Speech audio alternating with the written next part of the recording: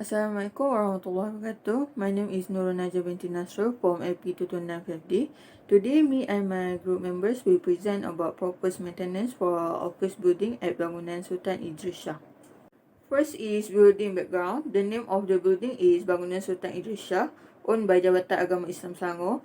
The building is located at Shah and was built in 2004 and started in operations in 2006.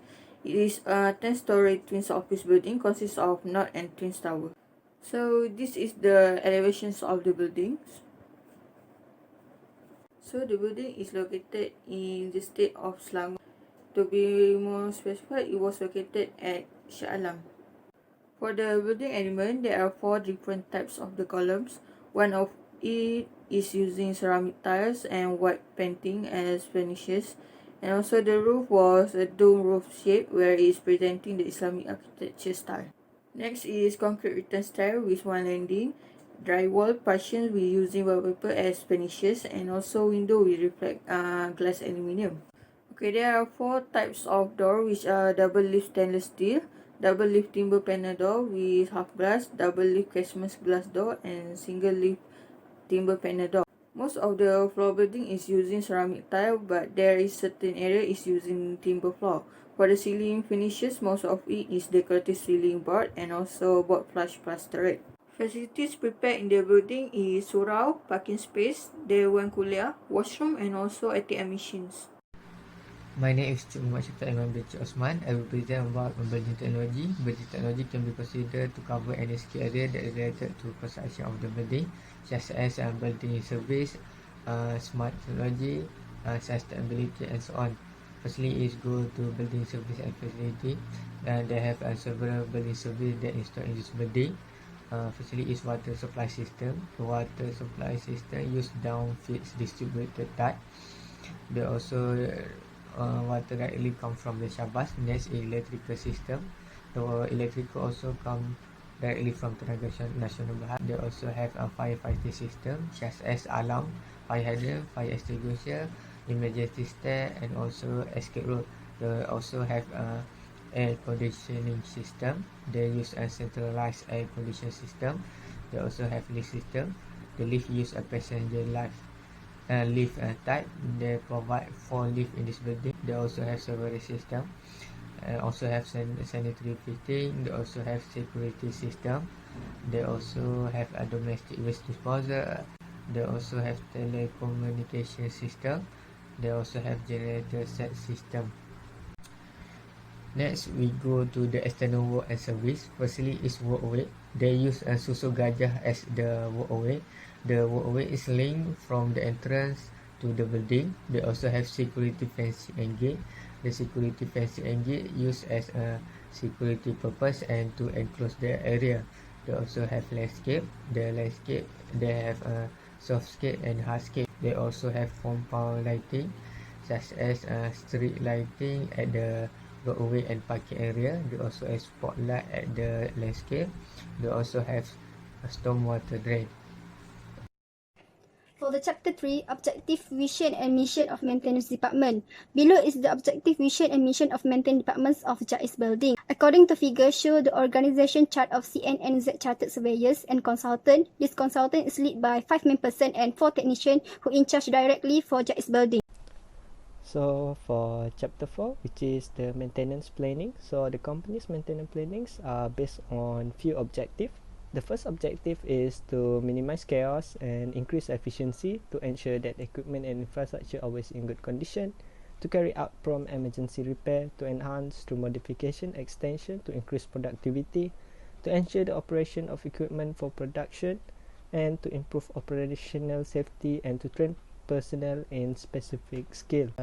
Maintenance planning are based on 3 stages, which is the first stage is short term, that will include common and external area, elevator, lighting, water supply, ACMV, and fire and safety. The second stage is medium term, that will include ACMV, water supply, electrical system, and fire and safety system. The last stages is long term, which will include common area, air conditioning and mechanical ventilation, electrical system, fire and safety system. Assalamualaikum, my name is AQEESYA and I will be presenting on maintenance program. Maintenance program is defined as document containing maintenance requirement or tasks that need to be carried out for building to ensure its function. Objective of maintenance program are to extend useful life of building, to satisfy requirement of lender, provide safety and efficient environment, and also to maximize aesthetic value of building. This is the example of our proposed maintenance program for civil and structure, including work for flow trap, sewer line, cold water system, plumbing system, and drain sump. Second is mechanical, which including the work for air conditioning system, cooling tower, mechanical ventilation fan, and fire system. Next is electrical. The work specification for wiring and connection maintenance has been proposed specifically. Lastly is landscape work. This is the work including the softscape and hardscape. So next is for the chapter 6, which is maintenance strategy. The case study applied both planned and unplanned maintenance. So the first one is planned maintenance. Planned maintenance refers to any maintenance works that is scheduled. So the first planned maintenance is preventive maintenance. At the subject building, there are several maintenance services that is done daily.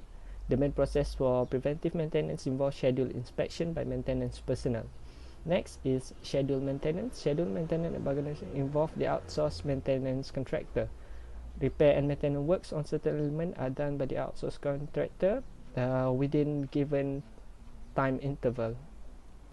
Next, here's the sample of the scheduled maintenance form at the case study. Next is the unplanned maintenance. Unplanned maintenance is also known as reactive maintenance. So the first unplanned maintenance is corrective maintenance. Corrective maintenance is carried out when the responsible management team is detecting any defect or equipment failure during routine inspection. Next is condition-based maintenance. Condition-based maintenance dictates that maintenance will only be performed when certain equipment showing any sign of lower performance or upcoming failure. And lastly is system breakdown. After receiving a report from the occupant, the maintenance will immediately respond to the complaint by calling the hired outsourced company to conduct inspection and maintenance work on the system that have breakdown. And next is building automation system. The case study building applied BAS to control building access, heating, ventilation, and security. The purpose of this system is to increase security level, increase productivity, maintain the efficiency of building services, reduce human resource manpower, reduce maintenance costs, reduce occupants' complaint, and lastly save energy. And next is the complaint procedure. Complaint procedure is one of the most vital elements in maintenance. So here are the process. The first thing is the occupant will fill complaint form that is provided by the maintenance management. The form has to be submitted to the unit Pembangunan Maintenance Management. Next, maintenance personnel will investigate the complaint through inspection. And next, if necessary, repair or replacement works will be carried out depending on the condition. And lastly, the occupant that addressed the complaint will have to sign the form for verification or validation that the complaint has been solved. On the right side is the sample of the complaint form at the case study. So lastly, the key performance indicator. A key performance indicator for maintenance is a measurable value that demonstrates how effectively a maintenance work that is carried out. The KPI is designed to track progress and gain relevant insight to help manage and improve performance.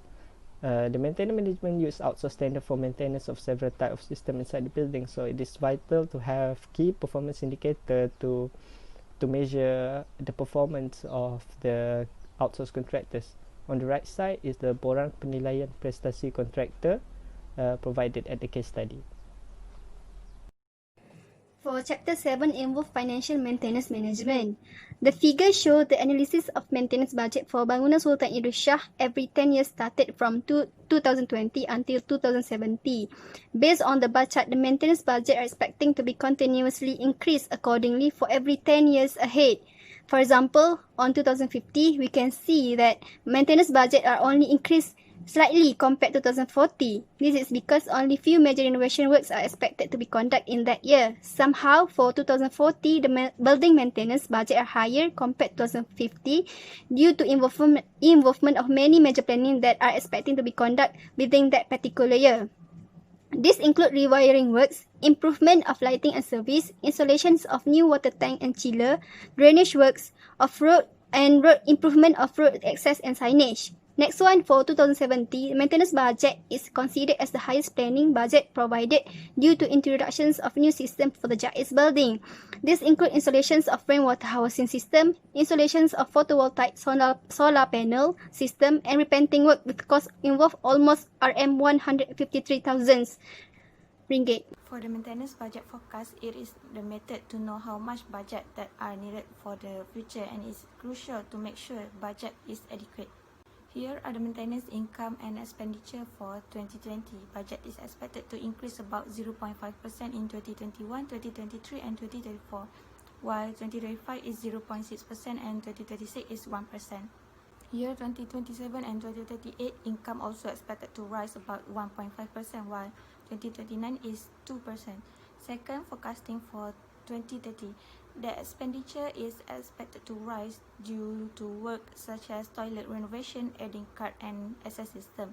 In year 2020, 2031 and 2032, the cost is expected to rise 2%, while year 2034 until 2036 increase about 2.6%. 2.7% of cost also expected to rise from 2037 until 2039. These are the pie chart of maintenance income expenditure in 2040 until 2070. So for the conclusions, maintenance planning is essential part in maintaining the building to ensure that building and other built assets present a good appearance and can operate at optimal level. Maintenance budget is very crucial in maintaining JAIZ building. The main purpose in conducting the analysis of maintenance budget is to know the reason why the budget increase, decrease or remain every year. That's all from us. Thank you.